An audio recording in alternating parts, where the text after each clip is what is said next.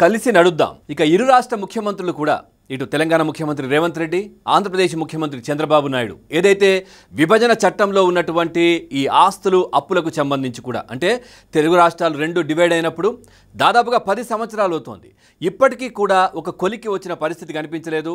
గత ప్రభుత్వం అంటే బీఆర్ఎస్ ప్రభుత్వం కావచ్చు, అటు వైసీపీ ప్రభుత్వం కావచ్చు, పూర్తిగా స్వప్రయోజనాల కోసం వాళ్ళ లబ్ధి కోసమే వీటన్నింటి కూడా పక్కన పెట్టేసిన పరిస్థితి. ఎందుకంటే చూడొచ్చు మనం, సో జగన్మోహన్ రెడ్డికి సంబంధించి కేసులు ఇక్కడే ఉండాలి, సో ఇక్కడ ఆంధ్రప్రదేశ్కి సంబంధించి ఆస్తులు కావచ్చు ఇవన్నీ అడిగే పరిస్థితి ఆయన చూపించలేదు. సో ఇటు చంద్రశేఖరరావు కూడా, ఇటు బీఆర్ఎస్ అధినేత అప్పటి ముఖ్యమంత్రి చంద్రశేఖరరావు కూడా ఇక్కడ ఏదైతే అప్పులు ఆస్తులు ఏవైతున్నాయో అప్పులన్నీ కూడా ఆంధ్రప్రదేశ్కి ఇవ్వడం, సో ఆస్తులు ఇవ్వకపోవడం, ఈ విధంగా ఒక లోపాయికారి ఒప్పందంగా గత ప్రభుత్వాలు రెండు నడిచాయి.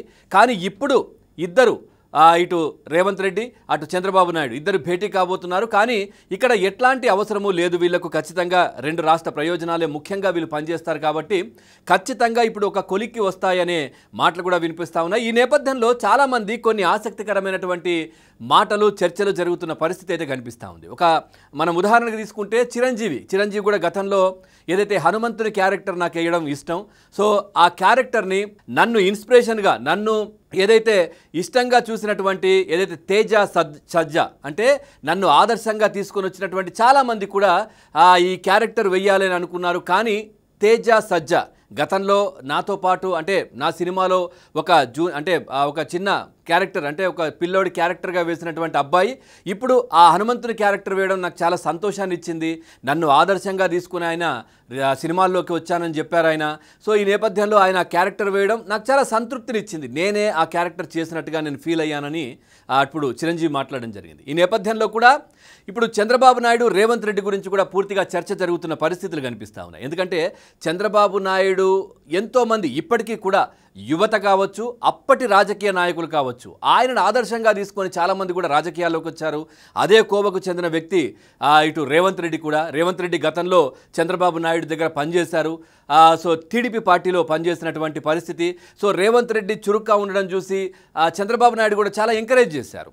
సో చాలా రాజకీయాల్లో కూడా ఏ విధంగా ఉండాలి, ఎట్లా రాష్ట్ర ప్రయోజనాలు ఏ విధంగా కాపాడాలి, వీటన్నిటికి సంబంధించి కూడా చాలా శిక్షణ అంటే చంద్రబాబు నాయుడు దగ్గర చాలా నేర్చుకున్న పరిస్థితి ఇటు రేవంత్ రెడ్డిది. సో చంద్రబాబు నాయుడిని కూడా ఆదర్శంగా తీసుకుని ఆయన ఇంతింతై వటుడింతై అన్నట్టుగా ఇప్పుడు ఒక రాష్ట్ర ముఖ్యమంత్రిగా అయ్యారు అని అంటే మనం చూసుకోవచ్చు ఏ విధంగా చంద్రబాబు నాయుడిని ఇన్స్పిరేషన్గా ఎంతమంది తీసుకొని ఎంతమంది ఆ విధంగా ముందుకు వస్తున్నారో మనకు కనిపిస్తూ ఉంది. ఇప్పుడున్నటువంటి యువత కూడా ఇప్పటికీ చంద్రబాబు నాయుడిని ఆదర్శంగా తీసుకొని రాజకీయాల్లోకి వస్తున్నటువంటి పరిస్థితులు కనిపిస్తూ ఉన్నాయి. ఇద్దరికీ ఒక సమాన ఏదైతే వాళ్ళకు సంబంధించి కూడా ఆలోచనలు ఏ విధంగా ఉంటాయంటే ఎక్కడ నెగ్గాలో కాదు ఎక్కడ తగ్గాలో తెలిసిన వ్యక్తులు ఇద్దరు అని కూడా చెప్తూ ఉంటారు. ఎందుకంటే తెలంగాణలో ముఖ్యమంత్రిగా రేవంత్ రెడ్డి బాధ్యతలు చేపట్టిన వెంటనే ప్రధానమంత్రి నరేంద్ర మోదీ ప్రోగ్రాం ఇటు తెలంగాణలో ఉండేది. ఆ ప్రోగ్రాంకి ఇటు రేవంత్ రెడ్డి వెళ్ళారు, ముఖ్యమంత్రి హోదాలో వెళ్ళి మేరే బడే భాయ్ అంటూ కూడా మాట్లాడిన పరిస్థితి. రాష్ట్ర ప్రయోజనాలు కూడా మీరు కాపాడాలి, మాకు కావాల్సినవి ఇవ్వాలి, ఈ రాష్ట్రం ఇంకా డెవలప్ కావాలి అంటూ కూడా ఆయన సభా వేదికగా అందరి ముందే అడిగినటువంటి పరిస్థితి కనిపించింది. అదేవిధంగా కూడా పూర్తిగా ఢిల్లీకి వెళ్ళి మొన్నటి వరకు కూడా ఢిల్లీలోనే మకాం వేసి వెళ్ళిన ప్రతిసారి 2-3 రోజులు ఢిల్లీకి వెళ్ళి కేంద్ర మంత్రులతో చర్చలు జరిపి అక్కడ ఏదైతే రాష్ట్రానికి రావాల్సినటువంటి అన్నీ కూడా ఒక్కొక్కటిగా సాధించుకుంటున్నటువంటి పరిస్థితి మనం చూసాం. సో చాలా కూడా ఈ కంటోన్మెంట్ ల్యాండ్స్కి సంబంధించి కావచ్చు ఇవన్నీ కూడా ఎన్నో పెండింగ్లో ఉన్నాయి. అవన్నీ కూడా ఒక్కొక్కటిగా ఆ సంబంధిత శాఖలను కలవడం, నేనెందుకు కలవడం, నాకు అవసరం లేదు, నేను కలవను, నేను కాంగ్రెస్ పార్టీకి సంబంధించింది, అక్కడ బీజేపీ పార్టీ ఉంది, నాకు అవసరం లేదు అనే విధంగా గతంలో కేసీఆర్ ఉండేది. కేసీఆర్ ఆ విధంగా వ్యవహరించారు. రాష్ట్రానికి రావాల్సినవి ప్రతి ఒక్కటి కూడా వదిలేసుకొని వచ్చినటువంటి పరిస్థితి, అడగకుండా ఉన్న పరిస్థితి. కానీ రేవంత్ అలా కాదు. నేను కాంగ్రెస్ పార్టీ అయినప్పటికీ కూడా బీజేపీ పార్టీ పెద్దల దగ్గరికి వెళ్ళడం, వాళ్ళతో మీటింగ్లు ఏర్పాటు చేసుకోవడం, రాష్ట్రానికి కావాల్సినవన్నీ ప్రతి ఒక్కటి అడుగుతున్న పరిస్థితులు. ఇది రేవంత్ రెడ్డి.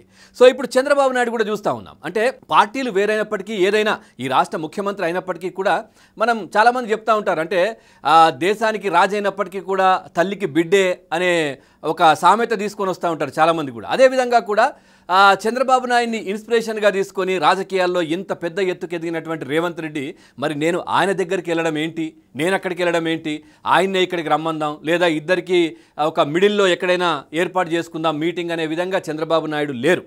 ఎందుకంటే మనం ఇందాక అనుకున్నట్టుగా ఎక్కడ నెగ్గాలో కాదు ఎక్కడ తగ్గాలో కూడా తెలిసిన వ్యక్తి చంద్రబాబు నాయుడు కూడా.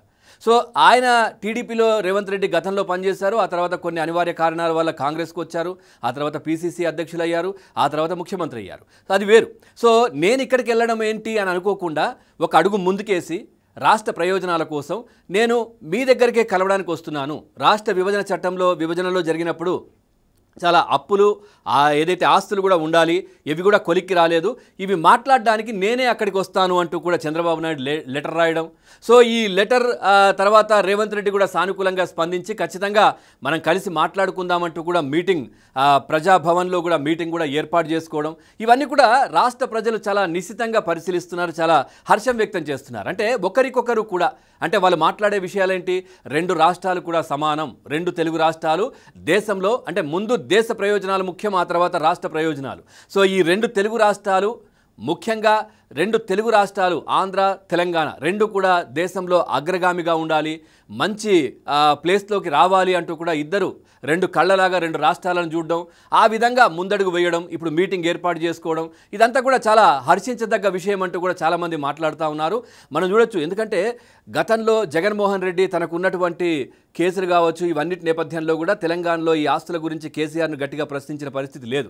ఇటు ఢిల్లీలో కూడా ఆ విధంగా అడిగిన పరిస్థితి లేదు. ఎందుకంటే గతంలో చెప్పారు, నాకు మంచి మెజార్టీ వస్తే మెడలు వంచి, ఢిల్లీ మెడలు వంచి కావాల్సిన తీసుకొస్తా అని. కానీ వెళ్ళిన ప్రతిసారి కూడా అప్పుడు జగన్మోహన్ రెడ్డి మెడలు వంచుకొనే తిరిగి వచ్చారు, ఎక్కడా వంచిన పరిస్థితి లేదు. ఇక్కడ కేసీఆర్ దగ్గర కూడా అదే పరిస్థితి జగన్మోహన్ రెడ్డి చూపించారు, ఇక్కడ కూడా గట్టిగా అడిగిన పరిస్థితి లేదు. నీటికి సంబంధించి కావచ్చు, లేదంటే ఏదైనా కానీ ఆస్తులకు సంబంధించి కావచ్చు, ఏది అడిగిన పరిస్థితి లేదు. సో ఆ విధంగా కాకుండా ఇప్పుడు మనం కూర్చొని మాట్లాడుకుందాం. రాష్ట్రం చాలా ఇబ్బందికర పరిస్థితుల్లో ఉంది. ఈ నేపథ్యంలో కూడా ఎందుకంటే ఆంధ్రప్రదేశ్ గతంలో జగన్మోహన్ రెడ్డి చేసినటువంటి అప్పులకు కావచ్చు, తర్వాత ఎక్కడెక్కడ ఏం తాకట్టు పెట్టారో తెలియదు, ఇప్పటికి కూడా ఇంకా తెలియని పరిస్థితి. మనం చూసాం, సచివాలయంలో కొన్ని బిల్డింగులు తాకట్టు పెట్టాలనే వార్తలు, జీవోలు, ఇవన్నీ చీకటి జీవోలు ఇచ్చి అసలు రాష్ట్రాన్ని మొత్తం అప్పుల కుప్పగా చేశారు. ఇప్పుడు ఖచ్చితంగా రాష్ట్రానికి ఆదాయం కావాలి. ఈ 2 రాష్ట్రాల మధ్య డివైడ్ అయినప్పుడు ఉన్నటువంటి ఆస్తులు ఏవైతే ఉన్నాయో అవి ఒక కొలిక్కి వస్తే ఆంధ్రప్రదేశ్కి కూడా చాలా అవసరం ఉంటుంది. ఎందుకంటే చాలా ఇబ్బందికర పరిస్థితుల్లోకి వెళ్ళిపోయిన పరిస్థితి. అందుకే చంద్రబాబు నాయుడు ఒక అడుగు ముందుకేసి రేవంత్ రెడ్డికి లెటర్ రాయడం జరిగింది. సో ఖచ్చితంగా దీంట్లో మనం ఈ హామీలు ఏవైతే ఉన్నాయో వాటిని ఒక పరిష్కరించుకుందాం, 2 రాష్ట్రాలు బాగుండాలంటూ కూడా వీళ్ళు మాట్లాడుకోవడం, ఇవన్నీ కూడా. ఎందుకంటే చిరంజీవిని ఎందుకు కంపేర్ చేశామంటే ఈ విధంగా చంద్రబాబు నాయుడిని ఆదర్శంగా తీసుకొని రేవంత్ రెడ్డి వచ్చారు. సో గతంలో కూడా చిరంజీవి కూడా ఒక సభలో మనం ఇందాక మాట్లాడుకుంటున్నట్టుగా ఎంతోమంది కూడా ఆయన ఆదర్శంగా తీసుకొని ఇప్పటికీ కూడా సినిమాల్లోకి వస్తున్నటువంటి పరిస్థితి. ఈ విధంగా అంటే పూర్తిగా దీనికి సంబంధించి కూడా 2 తెలుగు రాష్ట్రాల్లో కూడా చర్చ జరుగుతున్నటువంటి పరిస్థితులు. ఇప్పుడు ఇరు రాష్ట్ర ముఖ్యమంత్రుల భేటీ ఒక ఫలప్రదంగా ముగియాలి.